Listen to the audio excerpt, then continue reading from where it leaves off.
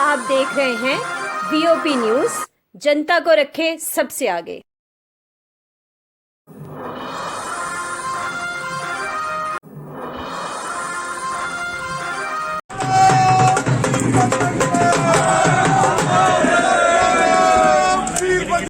Slogans all these years using Kashmiris as cannon fodder, getting them killed for their vested political interests. देखिए, मुझे काफ़ी इज्जत है उन दोनों घरानों की। उनकी एक कंट्रीब्यूशन है इस रियासत के लिए ही नहीं, इस मुल्क के लिए भी। जब आप मुझे ये सवाल पूछते हैं तो मुझे एक मिनट के लिए ये लगता है क्या उनकी कुर्बानी।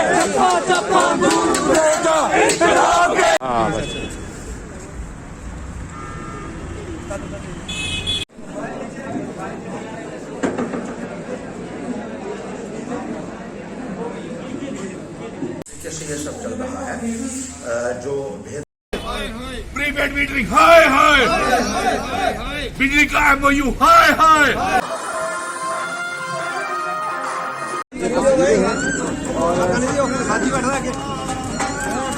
होली सेलिब्रेशन जो है वो भाजपा वाले के ऑफिस में हो रही है। यहाँ पर साफ तौर पर तस्वीर देख सकते हैं कि परमेश्वर के अंदर रहने के यहाँ पर मौजूद है, सुरेंद्र गुप्ता भी यहाँ पर मौजूद है, प्रताप शर्मा भी यहाँ पर मौजूद है, लावा साहब यहाँ पर मौजूद है। तमाम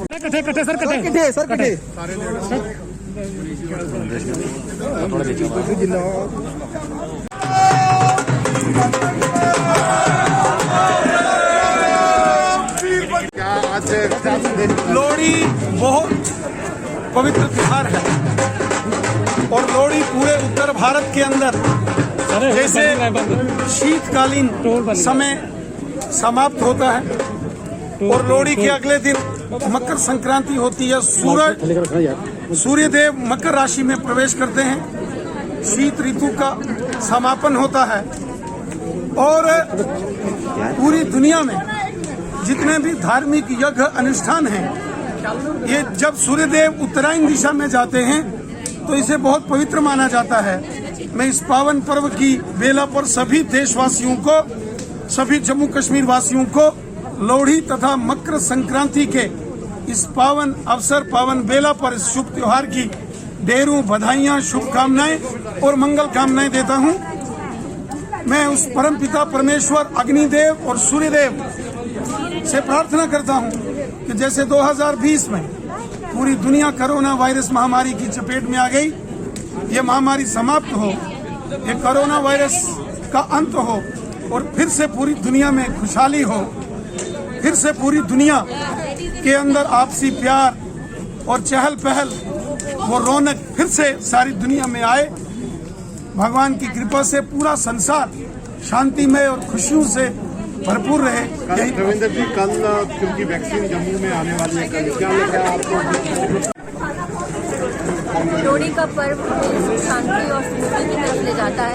साल का ये पहला पर्व होता है और उसके अंदर हम कामना करते हैं कि जिस से हमारा पुराना साल रहा, 2019 का साल रहा, कोविड का माहौल इसमें प्रकोप रहा, ये कामना करते हैं कि आने वाला साल जो है सबके लिए परिवार में शांति हो और हर एक व्यक्ति जो है इसको जो अग्रसर है। आज हमारी संस्कृति थी, हमारे वैभव भी था, तो हम इस संस्कृति को आगे चलाते हुए कहीं ना कहीं जो है हम इस ऐसे कोविड को, इतनी महामारी को हम इस शक्ति के साथ जो है कहीं ना कहीं हम क्या पाए। मैं भगवान से प्रार्थना करती हूँ कि हमारा प्रदेश पूरा देश के अंदर जो है तरक्की रहे, युवा शक्ति अग्रसर रहे, कहीं ना कहीं देश जो है परम व्यापक हो जाए।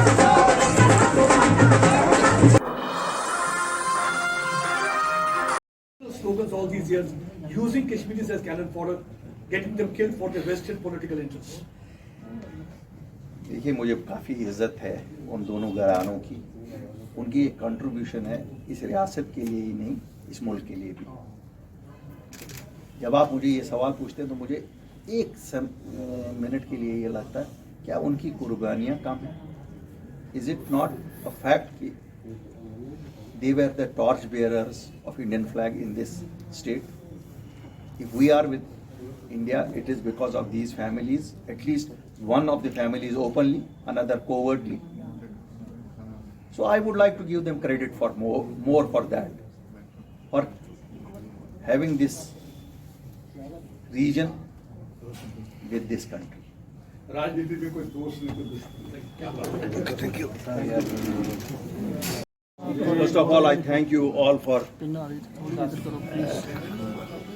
being here. थोड़ा सा ज़रा टाइम ज़्यादा लगा। आज जो यहाँ फंक्शन थी, इट वॉज अबाउट फैसिलिटेशन। जो अभी हमारे कैंडिडेट्स इस DDC इलेक्शन में उठे थे जम्मू खिते में, 91 कैंडिडेट्स उठे थे। इसके बिना जो पार्टी चुनाव निशान पे लड़े और बाकी इंडिपेंडेंट्स सपोर्टेड, जिनको हमने सपोर्ट किया था। चूँकि हमारी पार्टी, जैसा आप सब जानते हैं, 9 महीने पहले ही गठन हुआ था और कोई ऑर्गेनाइजेशनल सेटअप नहीं हुआ था। बहरहाल फिर भी चूँकि democracy, election is a important part of democracy, और ये जो पंचायत के इलेक्शन से, ये ग्रास रूट डेमोक्रेसी से ताल्लुक़ रखता था, हमारी पार्टी ने ये ज़रूरी समझा कि हमें इसमें हिस्सा लेना चाहिए।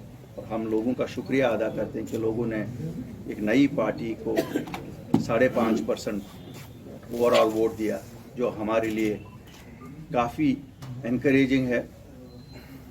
और हमने एक उस स्लोगन के साथ हम लोग की पार्टी जा रही है, इसमें कोई इमोशनल नारा नहीं हम दे रहे हैं, क्योंकि यहाँ 72 साल में खाली इमोशनल नारे दिए गए हैं, चाहे उस खित्ते में हो या इस खित्ते में हो।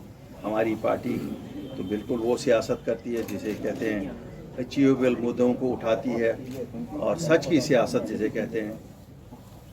और मुझे आप सबके साथ शेयर करने में ये बड़ी खुशी महसूस हो रही है कि we could withstand the pressures of all that emotional politics which has been an important ingredient of Jammu and Kashmir politics for the last 72 years. हम एक नई रिवायत के साथ निकल पड़े हैं, एक नए सोच के साथ निकल पड़े हैं, और जिस तरह लोग हमारे साथ जुड़ना शुरू हो गए हैं, मुझे उम्मीद है कि टुमारो विल बिलोंग टू अपनी पार्टी।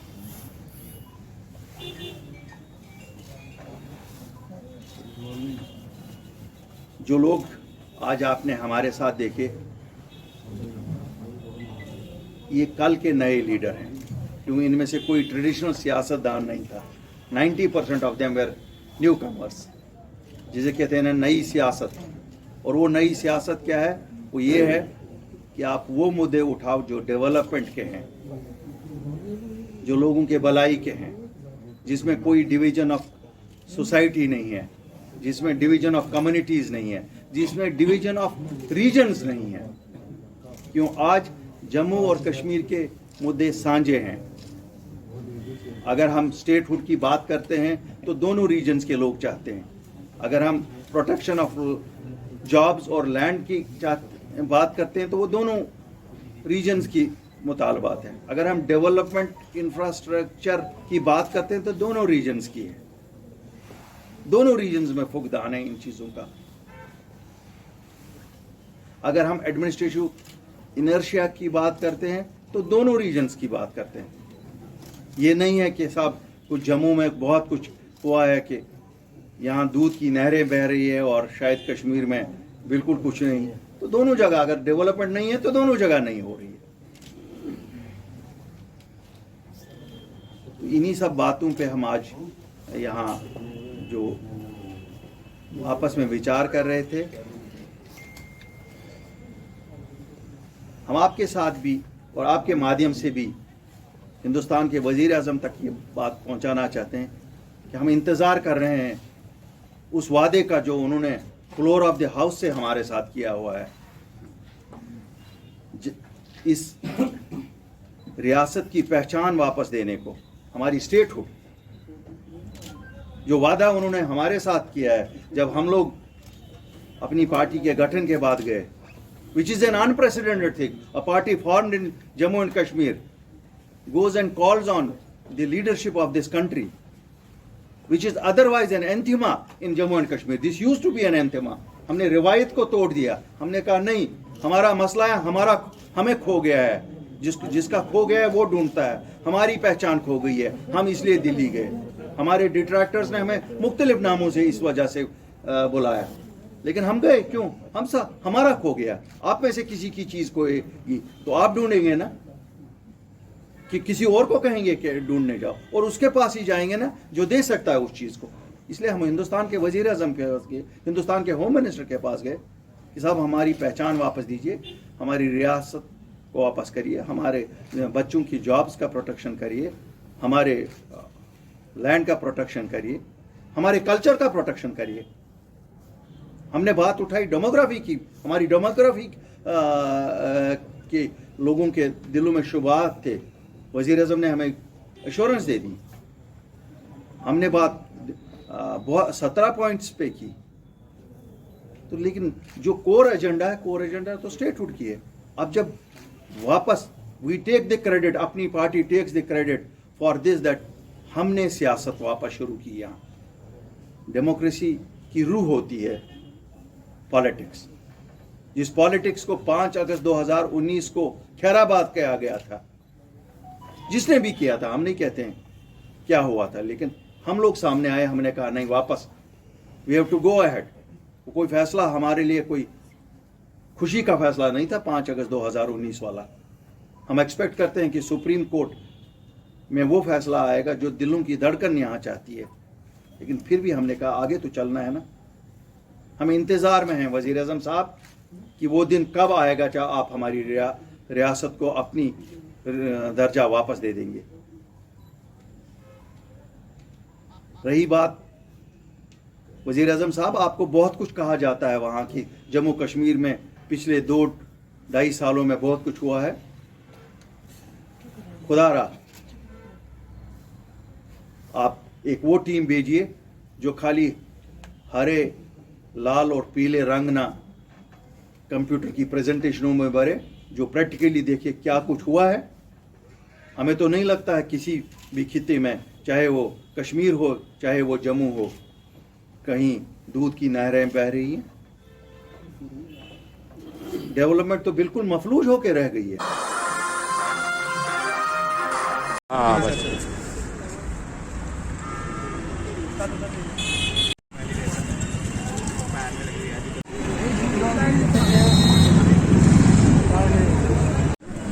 हेलो, हाँ जी, एक मिनट जी, आपका नाम?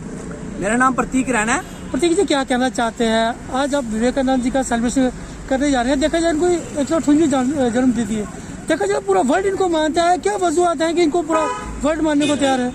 देखिए भैया, स्वामी विवेकानंद जी पूरे यूथ जो है पूरे विश्व के भारत का परचम लहराने में एक सक्षम कहते हैं, जिसे स्वामी खुद में एक भगवान है। वो उनकी जितनी बात की जाए उतनी कम है, क्योंकि विद्यार्थी परिषद हर साल सालाना नेशनल यूथ डे, राष्ट्रीय युवा दिवस के नाम से उनका कार्यक्रम हर साल करते हैं। आप देख सकते हैं गांधीनगर में ये यूथ जगह जगह से दूर दराज से आके, क्षेत्र से आके यहाँ पे स्वामी जी का जन्मदिन 158वां जन्मदिन यहाँ पे मना रहा है। और यहाँ पे इसके अलावा हमारी इसके बाद बाइक रैली होने वाली है, जो स्वामी जी का विवेकानंद जी का स्मारक है घुमट में, वहाँ पे जाके समाप्त होगी ये रैली। और लोगों में उत्साह इस चीज का है क्योंकि स्वामी विवेकानंद जी ने एक अलग दिशा दी है समाज में चलने के लिए। किसी की वेशभूषा से उसको परखा नहीं जा सकता, उसके अंदर कितनी नॉलेज है, कितनी, क्योंकि आप जानते हो 11 सितंबर को कोई वो समय नहीं भूल सकता जिस समय शिकागो में स्वामी विवेकानंद जी ने भारत की संस्कृति और विचारधारा को लेकर एक भाषण दिया था, जिसके लिए पूरा विश्व आज तक वो चीज मौजूद है। और सभी को पता है कि कितना गुणगान होता है, और यूथ में यूथ आइकॉन के रूप में वो हमारे सामने मौजूद है। और हर साल हम उनकी यही जो जयंती है खुशहाली से। क्या मैसेज देना है यूथ को यही मैसेज देना चाहते हैं कि अपनी संस्कृति, अपनी जो विचारधारा है उसको साथ लेके चलना चाहिए, उसको भूलना नहीं चाहिए। और किसी की वेशभूषा से किसी को परखना नहीं चाहिए कि ये गरीब है कि ये अमीर है। हम सभी को इक्वल देखते हैं और उन्हें इक्वालिटी सिखाई है हमें सभी को। उनकी विचारधाराओं पे ये यूथ आज यहाँ पे एकत्रित हुआ और उनके साथ आगे भी हमारा ये विचारधारा आगे चलती रहेगी। आपका नाम क्या? मेरा नाम प्रतीक है। राजेश पायलट जी गुजर की आवाज को सुनने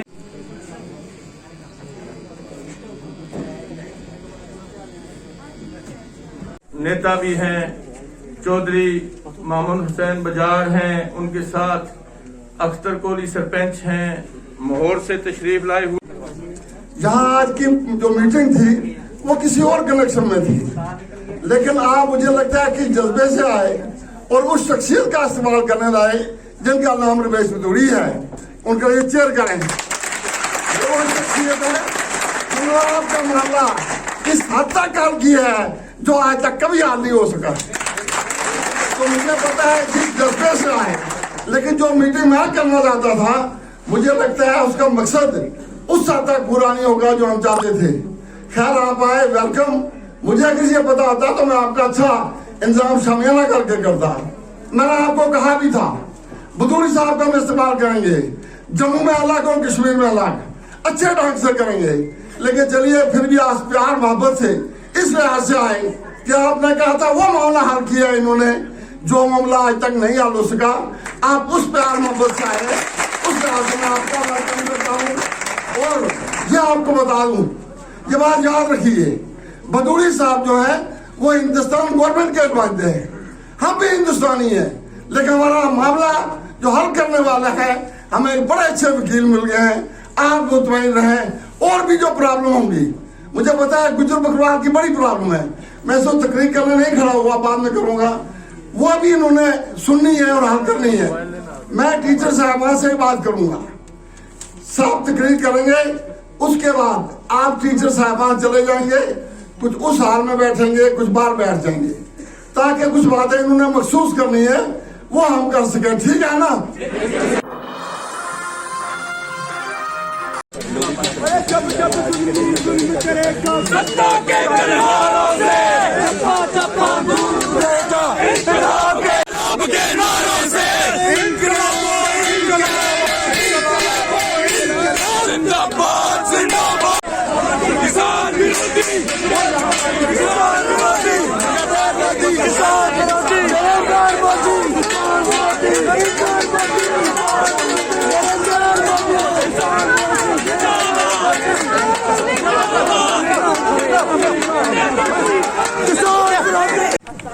जब इन्होंने सरकार बनाई थी तो भानु जी क्या कहना चाहते हैं? आज आपको रोका गया है भाजपा के दफ्तर जाने से। भाजपा कहीं ना कहीं लोहड़ी का त्योहार मना रही है, आप लोग सड़कों पर रहकर क्या कहना चाहते हैं? देखिए, लोहड़ी त्योहार हमारे देश का त्योहार है और खासकर हमारे देश के अंदर किसानों का ये त्योहार है।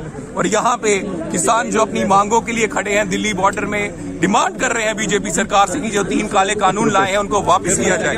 वो वापस ना करते हुए इस संघर्ष में 60 से ज्यादा किसान जो है शहीद हो चुके हैं और ये उनकी लाशों के ऊपर लोहड़ी मना रहे हैं। शर्म आनी चाहिए। वो भारत माता के किसान, वो भारत माता के लाल जो अपने हक के लिए जान दे गया और उनकी लाशों के ऊपर ये लोहड़ी मना रहे हैं। कैसा घटिया ढोंग कर रहे हैं बीजेपी वाले। हम यही बताना चाहते हैं, किसानों के साथ यूथ कांग्रेस, किसानों के साथ कांग्रेस खड़ी है और यहाँ पे इतने किसानों ने शहीद हो गए और ये सुनने को तैयार नहीं और ढोंग कर रहे हैं। ये होने नहीं देंगे, इसलिए आज हम ताली बजा रहे हैं। ये जो गिनती बैरी सरकार है इसको छुड़ाने के लिए।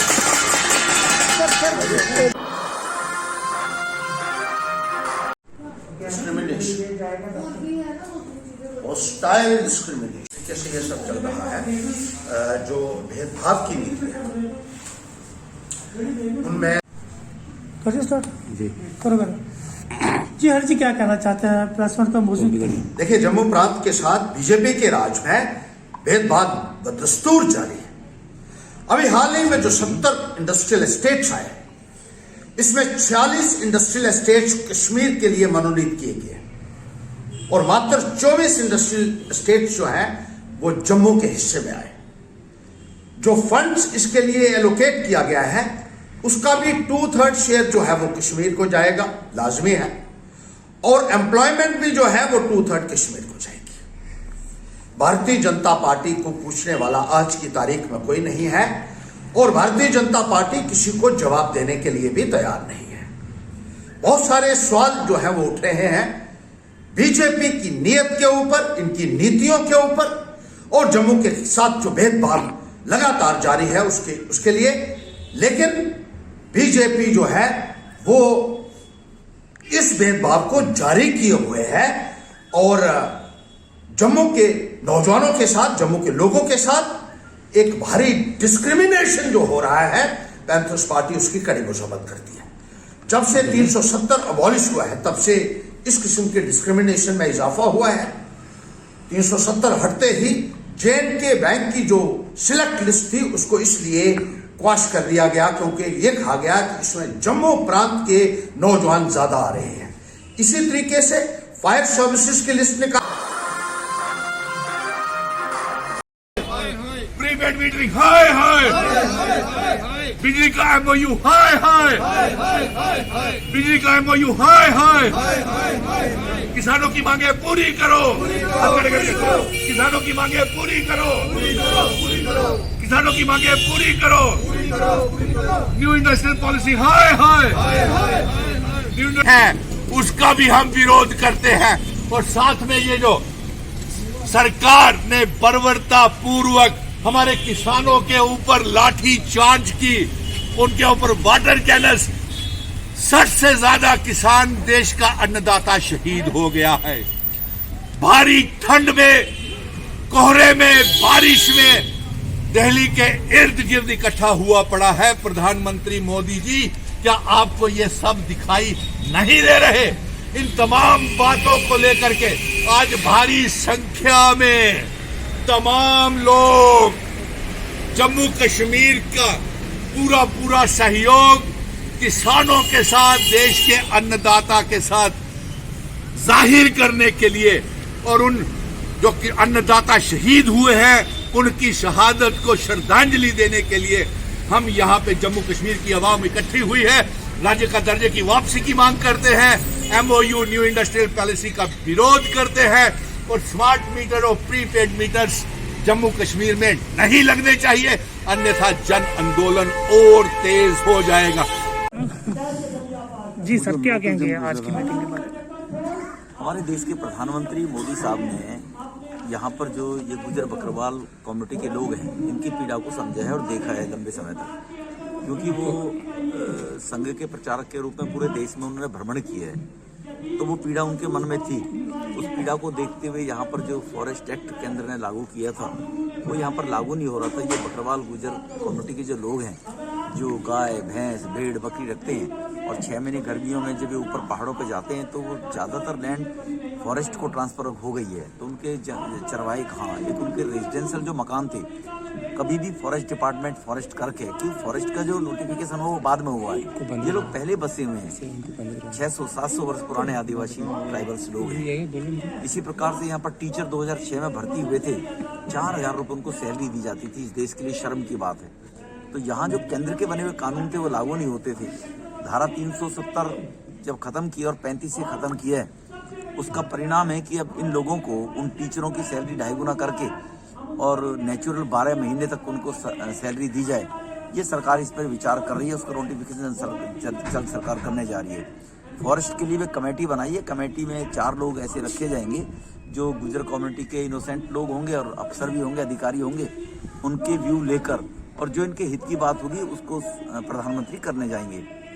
तीसरा, यहाँ पर जो बीमार गरीब आदमी हो जाएगा उसको हॉस्पिटल की जो फैसिलिटीज नहीं प्रोवाइड होती थी, जो केंद्र की योजनाएं लागू नहीं होती थी, इन गरीब लोगों का हक 3 परिवार खाते रहते थे। एक गुलाम नबी आजाद कांग्रेस के नाम पर खाते रहते थे, एक NC के नाम पर फारूक अब्दुल्ला साहब, उनका परिवार केवल इस देश का दातार बना हुआ था जम्मू कश्मीर का, और एक महबूबा जी के जो पिताजी थे वो इस देश के मालिक, जम्मू कश्मीर के केवल 3 परिवार पनप रहे थे, बाकी लोगों के साथ अन्याय हो रहा था। अब वो योजना भी यहाँ पर लागू होगी। 5 लाख रुपए तक का इलाज हर गरीब आदमी अपने घर में करवा सकता है। प्रधानमंत्री जी ने जो योजनाएं लागू की हैं, तो प्रधानमंत्री जी को हमारे देश के गृह मंत्री जी की जो पीड़ा थी, निश्चित रूप से राष्ट्रीय अध्यक्ष जी ने चुनाव जब हुए हैं DDC के, तो मुझे आने का मौका मिला है। मैं चुनाव में आया था, चुनाव में पार्टी के कार्यकर्ता के रूप में आया था। जब लोगों की पीड़ाएं देखी थी, तो पीड़ाएं मुझसे पहले ही माने प्रधानमंत्री जी ने लाल किले से भी इनके बारे में जिक्र किया, पार्लियामेंट में अमित शाह जी ने जिक्र किया, और अब नड्डा साहब ने कहा है कि उनकी जो समस्याएं हैं उनका किस प्रकार से निवारण हो। हमारे पार्टी के राष्ट्रीय अध्यक्ष ने सबका साथ सबका विकास, ये नारा केवल रहने के लिए नहीं होना चाहिए, ये हर गरीब के पास तक ये चीजें पहुंचनी चाहिए कि हर गरीब का विकास हो रहा है। उसी कड़ी में यहाँ पर लोगों की जो वेदनाएं हैं वो हम सुनने के लिए आए हैं, और उनका किस प्रकार से आगे सॉल्यूशन किया जा सके वो प्रधानमंत्री को चिंता है, उसके लिए मैं यहाँ पर आए हैं। फर्स्ट राइट एक्ट की आपने बात की।